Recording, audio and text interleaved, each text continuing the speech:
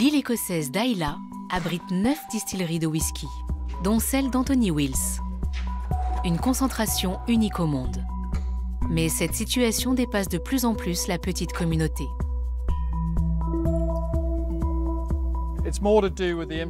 En matière d'infrastructure et de logistique, c'est déjà compliqué pour les distilleries comme la nôtre, qui sont présentes depuis de nombreuses années.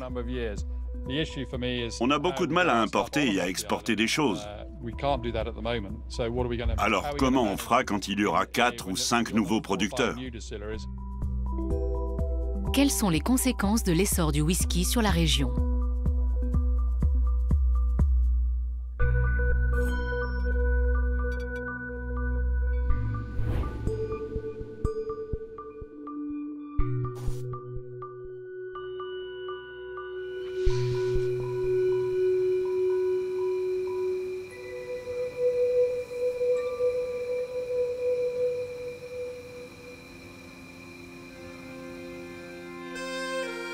L'île d'Islay est un Eldorado pour les amateurs de whisky, ainsi qu'un label de qualité.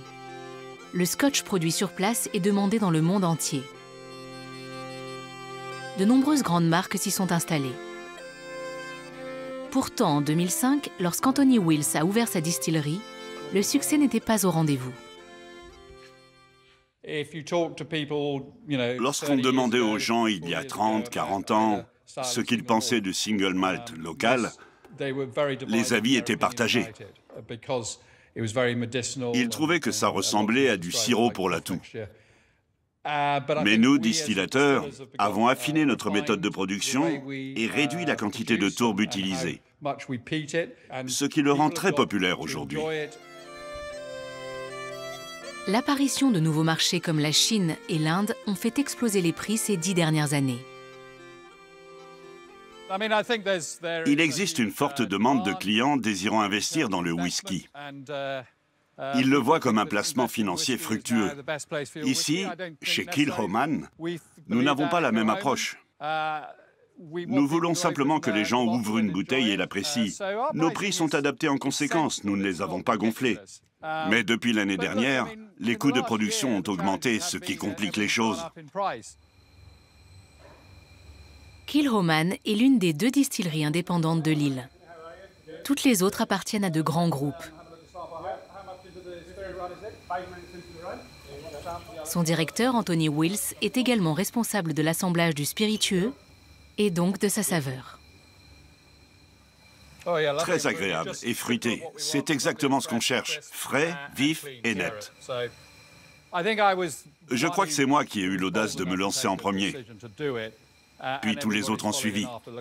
Je ne dis pas que je suis arrivé avec ma baguette magique. J'ai remarqué que le marché se développait et j'ai eu le courage, la bêtise, la folie de démarrer cette production. La forte demande a permis à presque toutes les distilleries locales de s'agrandir. 5 autres sont prévues, parmi lesquelles 3 sont déjà en construction. Mais toutes ne suivent pas l'approche locale adoptée par Anthony.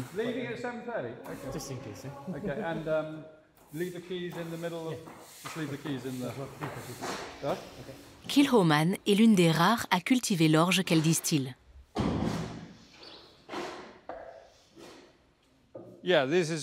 Nous faisons tout nous-mêmes afin de produire un single malt exceptionnel. Du labourage des champs au semis de l'orge, en passant par la récolte et le maltage que vous pouvez voir ici. Les gens se moqueraient de moi si je disais que j'étais agriculteur, notamment Sarah, juste derrière moi, dont le père s'occupe du bétail de l'exploitation. J'utiliserai plutôt le terme d'agriculteur en veston.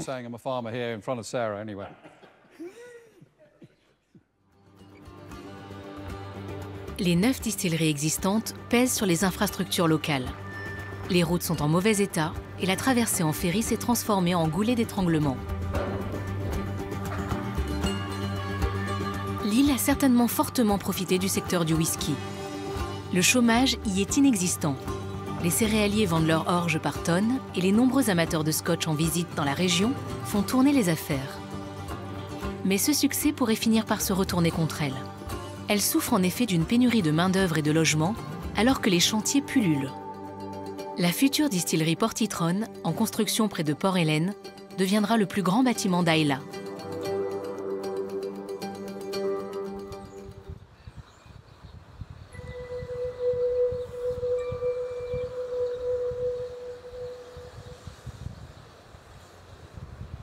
Rachel McNeil a goûté son premier whisky enfant, afin de soigner un mal de dents. Depuis 8 ans, elle donne des cours à des passionnés et à des professionnels. Les élèves de l'académie sont des aventuriers du whisky. Ils ne sont pas du genre à rester assis tranquillement derrière leur bureau. Sinon, ils ne seraient pas là. Ils sont venus chercher une expérience authentique ici. Rachel a renoncé à sa carrière d'ingénieur en bâtiment afin de se consacrer à cette école. Un nouveau groupe l'attend cette semaine pour son cours intensif. Voici les verres que nous utilisons. Ça s'appelle des Copita ou des verres tulipapiers. On boit son whisky dans un verre droit sans pied, mais on le déguste et on le sent dans un verre tulipapier. Quand on le savoure tranquillement chez soi, on sait déjà le goût qu'il a. Les Copita permettent d'en apprécier le nez et les saveurs dans un cadre professionnel. Malgré sa passion pour le spiritueux, Rachel compte parmi les quelques détracteurs du secteur sur l'île. Les distilleries ont racheté tous les hôtels de l'île. D'autres personnes pourraient peut-être assurer cette activité, non? Ces distilleries pour lesquelles on a versé du sang, de la sueur et des larmes, qui sont intimement liées à nos villages, à notre terroir, ne représentent sans doute pour eux qu'un actif financier de plus dans leur portefeuille. Rachel va chercher quelques-uns des participants à sa nouvelle session de formation. Cette semaine, elle attend des visiteurs venus du monde entier.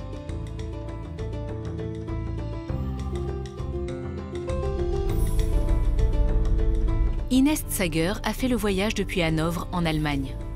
Elle aimerait approfondir ses connaissances et créer des contacts. Cette juriste de métier a de grands projets. J'achète du whisky depuis une bonne quinzaine d'années. À un moment donné, j'ai commencé à acheter de plus en plus de fûts, pas seulement des bouteilles.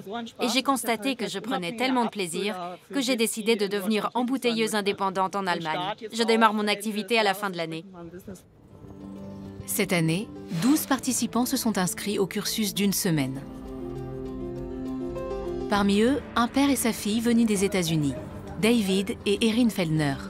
Je produis du scotch chez moi, au Texas. Je me suis dit que je pourrais en apprendre davantage auprès des gens qui en font depuis quelques centaines d'années à Islay.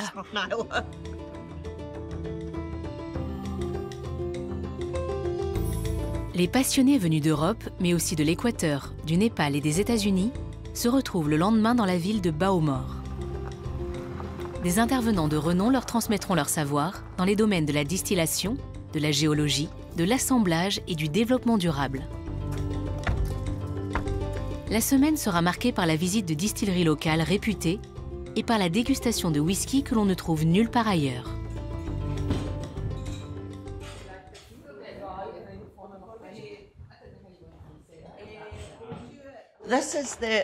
Voici l'Académie du whisky d'Islay. Les gens viennent des 4 coins du monde pour découvrir le scotch en contexte. À la fin de la formation, ils acquièrent suffisamment de connaissances pour lancer leur propre distillerie. Nous abordons tous les éléments essentiels à la fabrication de ce spiritueux. La terre, l'orge, la tourbe, l'eau, le cuivre. Pour cela, nous avons fait appel à des experts reconnus.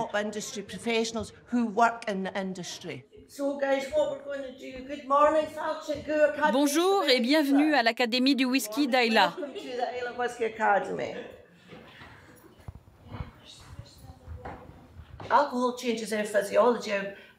L'alcool modifie notre physiologie et notre corps.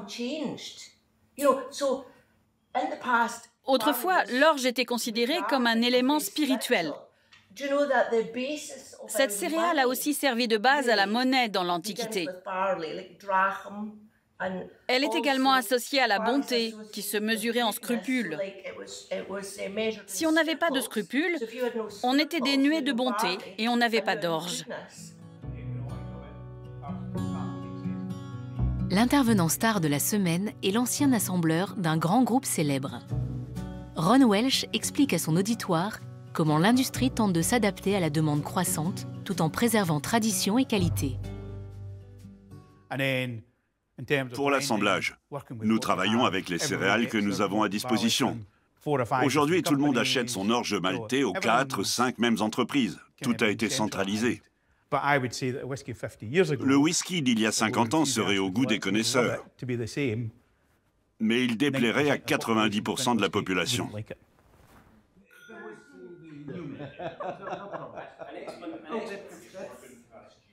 Le premier cours de la semaine est suivi d'une dégustation de distillat, l'eau de vie non vieillie directement sortie de l'alambic.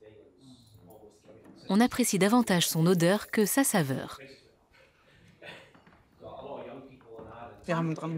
On l'a d'abord humé, puis on s'en est frotté quelques gouttes entre les mains.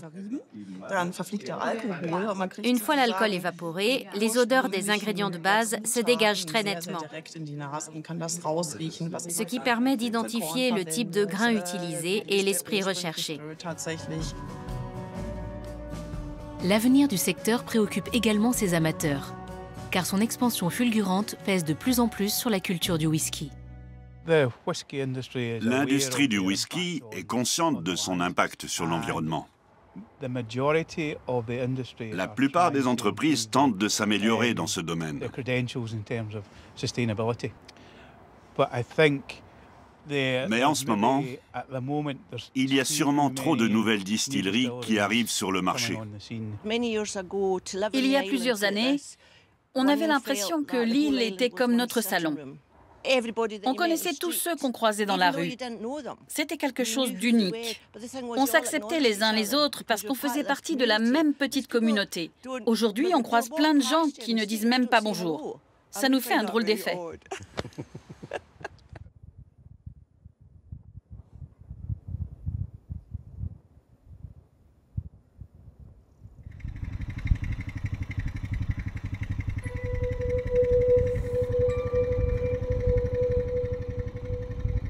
James Brown est un enfant du pays. Tout le monde sur l'île connaît son exploitation. Nous cultivons de l'orge pour la distillerie Bruichladdich et nous lui fournissons de l'eau de source qui sert à réduire le taux d'alcool. Notre orge est présente dans leur whisky Octomore, qui tire son nom de notre ferme. On retrouve ces bouteilles dans le monde entier. C'est un sacré événement pour nous de voir notre nom un peu partout. Aucun autre whisky ne présente un goût aussi fumé que ce scotch haut de gamme. Il est classé dans les variétés particulièrement tourbées.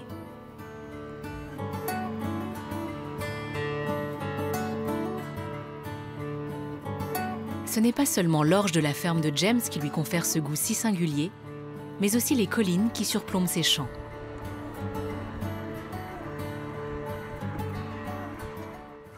Quand les nouveaux propriétaires sont arrivés, je leur ai dit qu'il ne fallait pas utiliser d'eau du robinet, car elle contient des substances chimiques. Nous avons une bonne eau de source ici. Ils ont donc décidé de s'en servir pour la réduction alcoolique.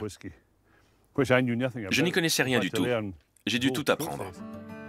La distillerie a vu le jour en 1881, mais a fermé ses portes en 1993. Elle a été reprise 7 ans plus tard.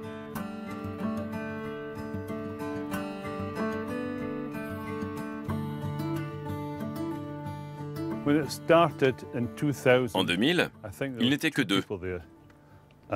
Aujourd'hui, ils sont environ 120. Ça marchait très bien. Alors évidemment, elle a été rachetée par un grand groupe.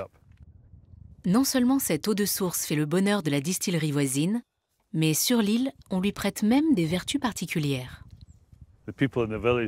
Autrefois, les habitants de Port Charlotte vivaient plus longtemps que ceux des autres villages. Lorsque l'eau de source s'est tarie, la situation a changé. Quand j'ai remis la source en service, ça a créé un problème. Les personnes âgées vivaient si longtemps qu'il a fallu les abattre. Un petit ruisseau près de la source de James arrose les tourbières environnantes. L'eau utilisée pour la fabrication du whisky n'entre toutefois pas en contact avec cette zone humide.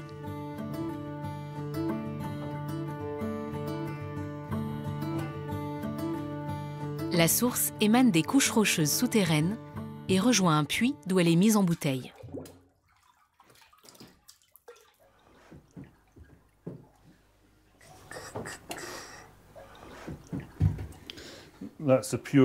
Ça, c'est de l'eau de source. Et celle-ci a été prélevée 5 mètres plus loin. Il n'y a pas de comparaison possible. On pourrait même croire que c'est du whisky. On m'a dit que celle-ci provenait sûrement de la faille du Great Glen. Des rivières souterraines serpentent à travers du gneiss, la deuxième plus ancienne roche d'Europe. Et voici le résultat. Une eau pure et claire.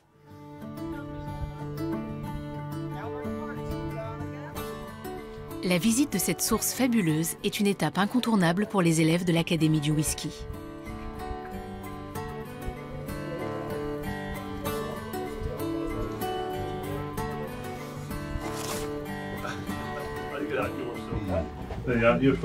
À vous l'honneur. Ça fera 10 €. Est-ce qu'on rajeunit à chaque gorgée? Je ne pense pas que l'eau ait beaucoup d'influence sur le goût du scotch, puisqu'on le distille. Mais c'est intéressant de voir s'il s'agit d'une eau calcaire ou non, d'où elle provient. C'est ce qui fait la différence. En tant qu'agriculteur, James est très dépendant du service de ferry très encombré. Lui aussi se demande s'il est opportun pour Ayla de se consacrer uniquement au whisky. Un nombre considérable d'habitants de l'île travaillent dans les distilleries. C'est très bien payé. Mais il y en aura peut-être trop un jour. Qui sait? Ça coûte cher d'investir ici. Il faut importer et exporter tous les matériaux et marchandises. Ça a l'air d'en valoir la peine, puisque de grandes entreprises investissent chez nous.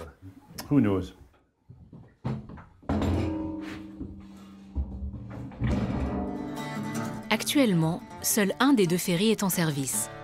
À l'automne, quand les touristes se font plus rares, la liaison maritime est moins surchargée. Les camions destinés aux usines de whisky circulent, eux, toute l'année. En mai-juin, au moment du festival du whisky, vous n'avez aucune chance de monter à bord. Trop de whisky. Il faut modérer. Modération ne rime pas avec Ayla. Au cours des 5 prochaines années, la production de scotch, qui s'élève actuellement à 20 millions de litres, devrait augmenter de 35%. De plus grands ferrys seront bientôt mis en circulation, mais les 2 débarcadères de l'île sont trop courts pour leur permettre d'accoster. En ce moment, c'est très compliqué, surtout quand on vit en voiture. Les bateaux sont souvent complets des semaines à l'avance.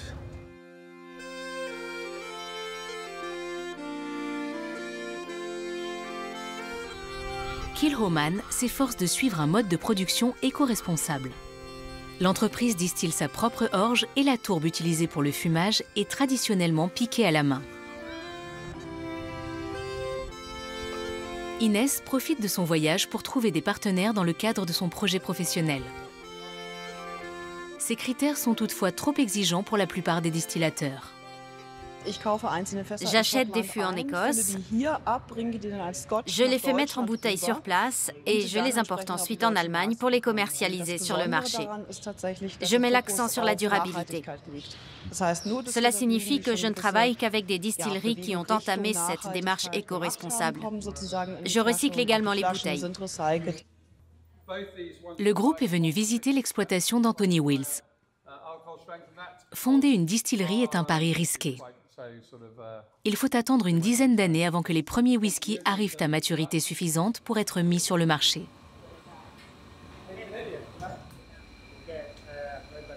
Les amateurs découvrent maintenant le cœur de la machine. La Texane Erin se sent presque comme chez elle. On a exactement les mêmes équipements. Ils viennent d'Écosse, il faut dire. Les nôtres sont juste un peu plus grands. Elle connaît le processus de A à Z. Elle pourrait se faire embaucher sur le champ. Quand notre métier est notre passion, on n'a jamais l'impression de travailler, comme on dit. C'est tout à fait vrai dans mon cas. L'heure est enfin venue de déguster des whiskies de teneur variée en tourbe et vieillis dans différents types de fûts. En la matière, la jeune distillerie est davantage ouverte à l'expérimentation que ses concurrents plus établis.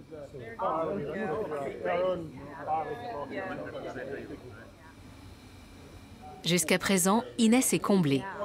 Place maintenant à l'heure de vérité, la dégustation. Je sens plus l'aspect fumé ici, contrairement à l'autre fois. Cet arôme unique est typique de l'île balayée par les embruns.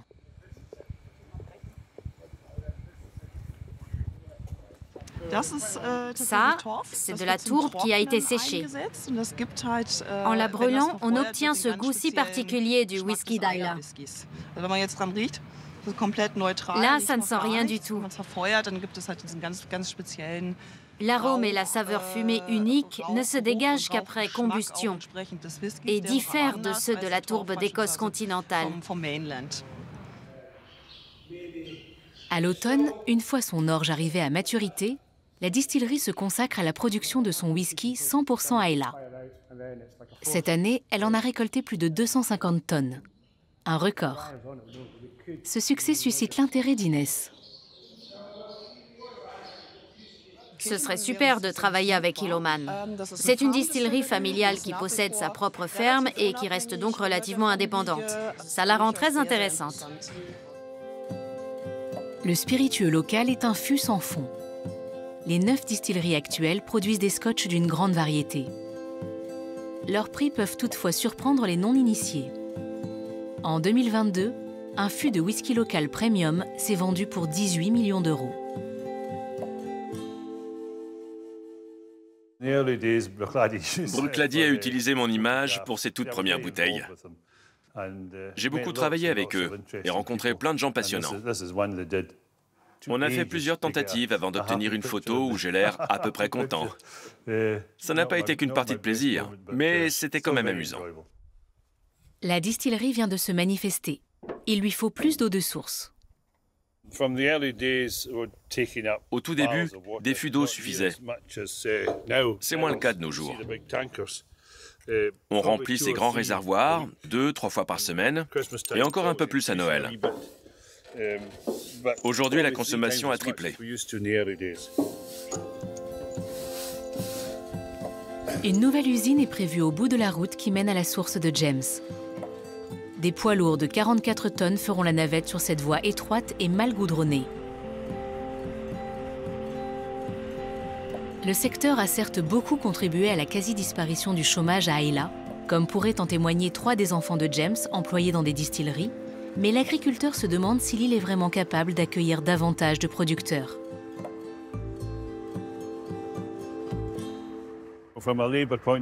Je ne sais pas s'il y aura assez de main-d'œuvre et si c'est faisable sur le plan logistique. Toutes ces grandes marques veulent exploiter le nom de l'île. Profiter du label Islay, ça a l'air essentiel pour eux. Mais qui dit grand groupe, dit gros sous. Une proposition de création d'un fonds communautaire a récemment vu le jour. Toutes les entreprises de whisky y contribueraient afin de financer les routes, les nouveaux logements et de meilleures infrastructures pour les ferries. Mais le plus grand danger selon les habitants, c'est la transformation irréversible de leur île. James considère la situation avec humour.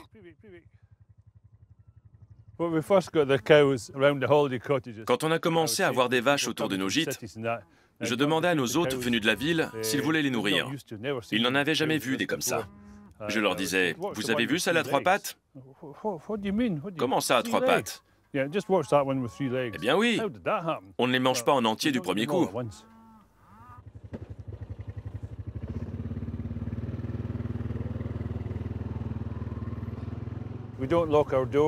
Ici, on ne verrouille jamais nos portes d'entrée. On laisse nos clés de voiture sur le contact. On vit dans un environnement très sûr, entouré de personnes bienveillantes. Ça a beaucoup changé ces 71 dernières années, mais ça reste un endroit très agréable. On ne peut pas lutter contre le changement.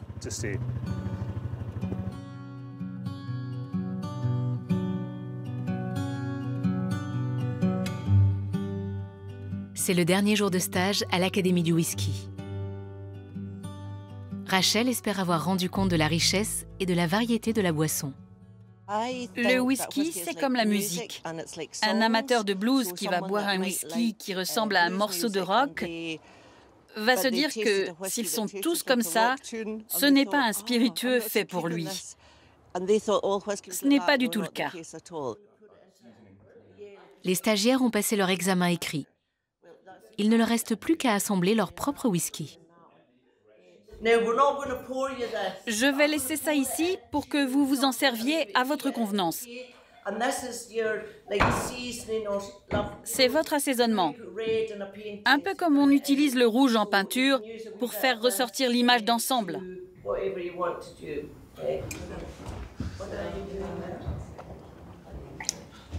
Erin est dans son élément.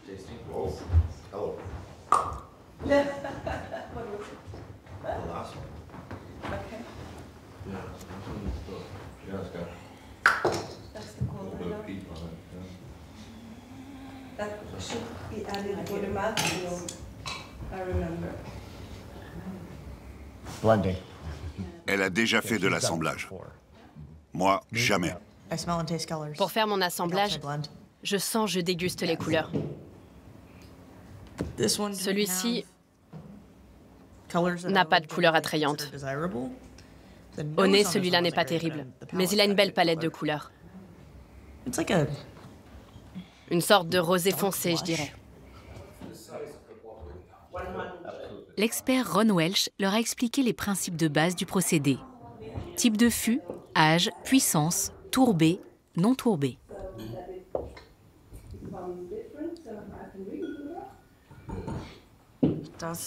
Je prends beaucoup de plaisir. Je recherche d'abord ce qui valorise le tout. Je fais beaucoup appel à mon nez et il est très bon. J'ai aussi un sens du goût développé, mais mon instrument de travail numéro 1, c'est mon odorat. Il me permet de déterminer le résultat que je veux obtenir.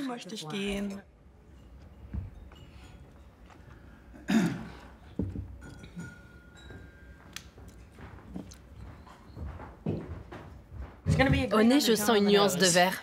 Et alors? Il est bon? Pas toujours, mais je vais pouvoir le rééquilibrer.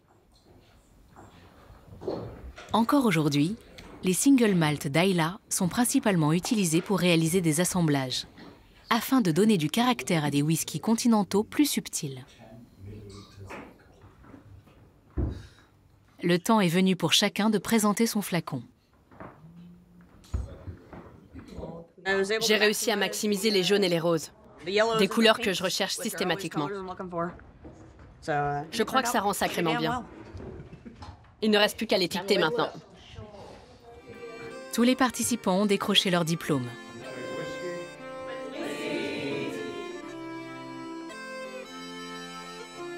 La semaine de formation s'achève sur un dîner. Oh, quelle élégance! Tu as sorti le grand jeu. Qu'ont retenu nos amateurs de cette expérience? Il y a tout un tas de choses que j'ignorais sur le processus de maltage. En rentrant, je vais pouvoir essayer d'améliorer mes mous. Il y a une part de science et une part de mythologie derrière tout ça. Tous ceux qui travaillent dans le whisky croient aux esprits et aux légendes. On n'a jamais fini d'en apprendre sur ce spiritueux. Levons nos verres à mon pays et à son whisky, à l'Écosse et au Scotch. À l'Écosse et au Scotch! Liberté!